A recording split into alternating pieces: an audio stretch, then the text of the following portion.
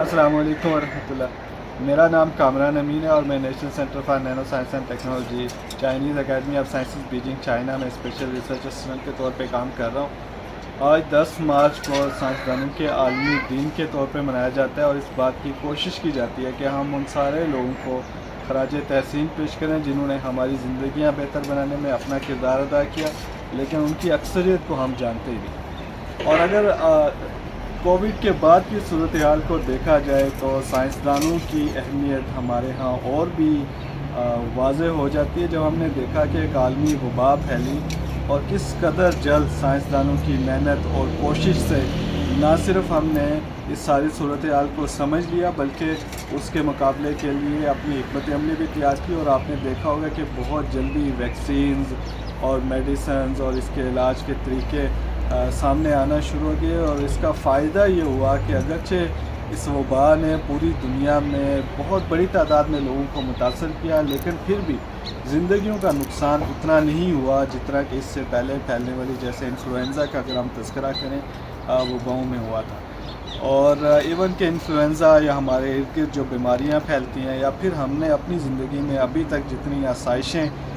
देखी हैं, जैसे बिजली हो गई, गाड़ियाँ हो गई जिन पे हम ट्रैवल करते हैं, मोबाइल फ़ोन जिस पे आप अभी ये रिव्यू देख रहे हैं, ये सारी टेक्नोलॉजी की जो भी तरक्की है ये साइंसदानों ही की मेहनत की मरहून मिन्नत है और इस सब पे हम उनके शुक्रगुज़ार। बदकिस्मती ये है हमारे लिए कि पाकिस्तान में बहुत ज़्यादा अच्छे साइंसदान हम नहीं पैदा कर सके और जो कोई अपनी मेहनत बलबूते पे बहुत अच्छा साइंसदान बना भी और उसकी तहकीक ने आलमी इदारों में और आलमी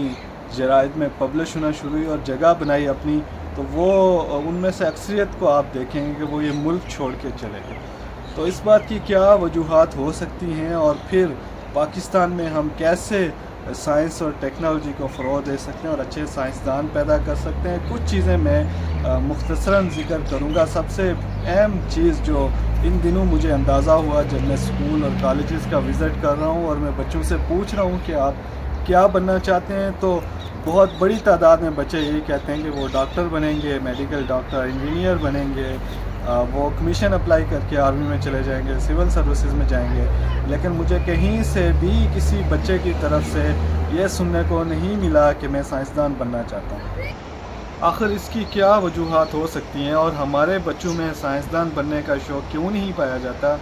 और हमारे यहाँ अच्छे साइंसदान क्यों पैदा नहीं होते। इस ज़िमन में जो सबसे अहम बात मुझे महसूस होती है वो ये है कि हमारी जो करीम है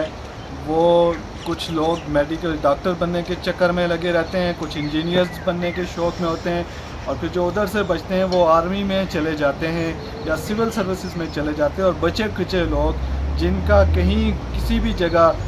यूँ समझ लें कि जहाँ वो जाना चाहते थे वो नहीं जा पाते, एडमिशन वगैरह नहीं होता, तो वो फिर साइंस पढ़ने की कोशिश करते हैं। वो किसी मोटिवेशन, जोश और जज्बे के बगैर यूँ समझ लें कि ऐसे डिग्री लेने की ही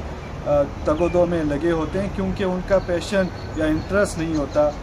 ये एक वजह हो सकती है। लेकिन ये पैशन या इंटरेस्ट ना होने की वजूहात क्या हो सकती हैं, तो इस ज़िमन में भी मुझे जो चीज़ अहम लगती है वो ये है कि कभी भी हमारे मुल्क में साइंसदानों को बच्चों के सामने रोल मॉडल के तौर पे पेश नहीं किया जाता। अगर आप देखें हमारे रोल मॉडल या हमारे मीडिया में जिन लोगों की कहानियाँ सुनाई जाती हैं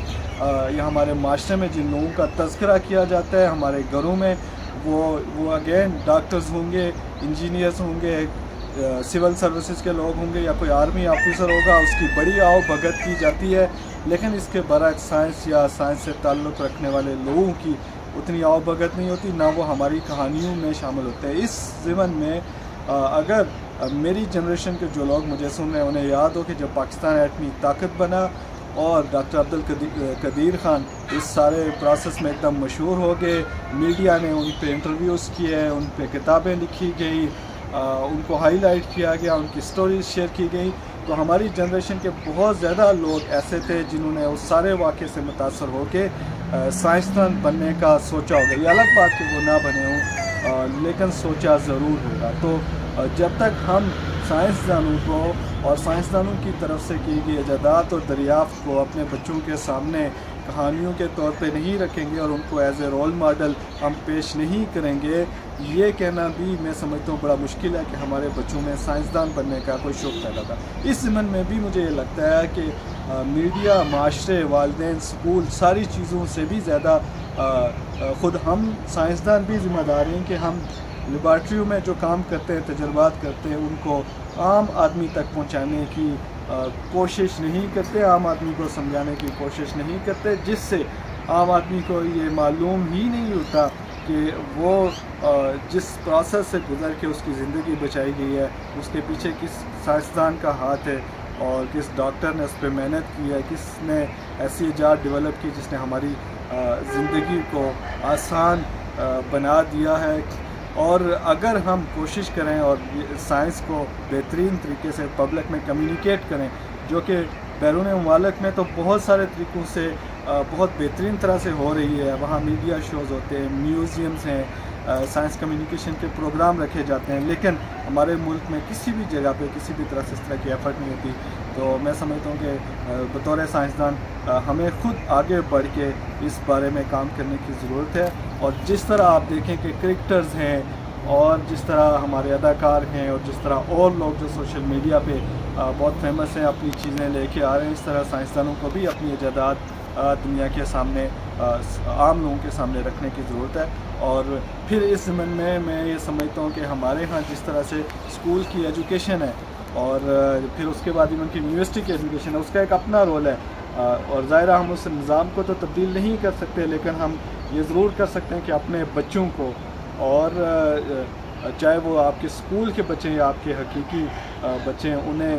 سائنسی ایجادات کے بارے میں بتائیں، ان کی کہانیاں سنائیں اور ایسی جگہوں پہ لے کے جائیں، کچھ عجائب گھر، میوزیم وغیرہ اگر ہمیں میسر ہوں اور وہاں کے وزٹ کروائیں، ایسی انڈسٹریز میں لے کے جائیں جہاں پہ کوئی سائنسی تحقیقی کام ہو رہا ہو، تاکہ ان بچوں میں کوئی سائنس کا شوق، جوش اور جذبہ پیدا ہو اور ہمارے پاس بھی اچھے سائنسدان بن سکے۔ اچھا، اس کا نقصان کیا ہو سکتا ہے اگر ہمارے پاس اچھے سائنسدان ہوں؟ تو آپ دیکھیں کہ آج ہم پاکستان میں ٹیکنالوجی کی جتنی بھی چیزیں استعمال کریں، چاہے وہ ایک موبائل فون ہے، چاہے ایون کہ آپ کے ہاتھ پہ بندھی ہوئی گھڑی ہے، یا آپ اپنے ارد گرد آپ کے گھر میں چلتا ہوا ٹی وی ہے، جو بھی چیزیں آپ دیکھیں گے وہ ساری ہم باہر سے خرید کے لا رہے ہیں یا ٹیکنالوجی ٹرانسفر پروسیس کے تحت ہم ان کو پاکستان میں اسمبل کر رہے ہیں، لیکن ہم پاکستان میں نہیں بنا رہے۔ تو ہمارے زر مبادلہ کے بہت بڑے ذخائر، اور بلکہ آپ لوگوں نے جو بلوچستان میں تانبے اور کاپر کے ذخائر کے بارے میں پچھلے دنوں بڑا شور رہا اور اس پہ ہم پہ بڑا بھاری جرمانہ بھی کیا گیا، تو وہ دھاتیں ہمارے پاس موجود ہیں، لیکن چونکہ ہم ان کو صاف کرنے کی ٹیکنالوجی ملک میں نہیں رکھتے، تو ہمیں بیرون ملک کمپنیوں سے منت سماجت کر کے ان کو وہ دھاتیں دینی پڑی، اور پھر ہم ان سے بنی ہوئی پروڈکٹ ان کمپنیوں سے خریدیں گے۔ اس طرح ہمارے ملک میں بہت ساری چیزیں ہیں جو یہاں ملک میں پیدا ہوتی ہیں، لیکن ہم ان کو آگے پروسیس کرنے کی اہلیت نہیں رکھتے، وہ یہاں سے باہر جاتی ہیں، باہر کے لوگ ان کو پروسیس کر کے چیزیں بناتے ہیں اور پھر ہم ان سے خریدتے ہیں۔ تو یہ نہ صرف یہ کہ ہمارے ملک کو اس کا نقصان، بہت زیادہ نقصان اٹھانا پڑ رہا ہے، بلکہ خود ہمیں بھی، ہمارے لوگوں کو بھی، عام آدمی کو بھی مہنگائی اور پتہ نہیں کس طرح کی شکل میں اس سب کا نقصان اٹھانا پڑ رہا ہے۔ اور بالخصوص اگر آپ دیکھیں کہ امریکہ اس وقت اگر دنیا میں سب سے طاقتور ترین ملک ہے، تو اس کی وجہ یہ نہیں ہے کہ ان کے پاس بہت زیادہ پیسے ہیں، جو اگرچہ ان کے پاس بہت ہیں، بلکہ ان کا جو سائنس اور ٹیکنالوجی میں ایجادات کی دنیا میں نام ہے وہ سب سے بڑا ہے۔ اور جب تک یہ سائنسی اور ایجادات کی دنیا میں ان کی حکمرانی برقرار رہے گی، ان کی دنیا میں بھی ان کی حکمرانی برقرار ہی رہے گی، اور پیسے ساری دنیا سے اور ٹیلنٹ اور لوگ ان کی طرف بھاگتے رہیں گے۔ تو آئیے ہم اس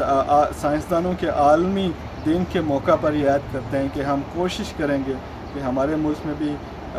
اچھے اور بڑے اور نامور سائنسدان پیدا ہوں، جن کی تحقیق اور ایجادات سے دنیا میں لوگوں کو فائدہ ہو، اور جو عالمی دنیا میں ہمیں ایک اچھا مقام دلوا سکیں۔ میں اسی پہ اپنی بات کو ختم کرتا ہوں۔ دعاؤں میں ضرور یاد رکھیے گا۔ السلام علیکم۔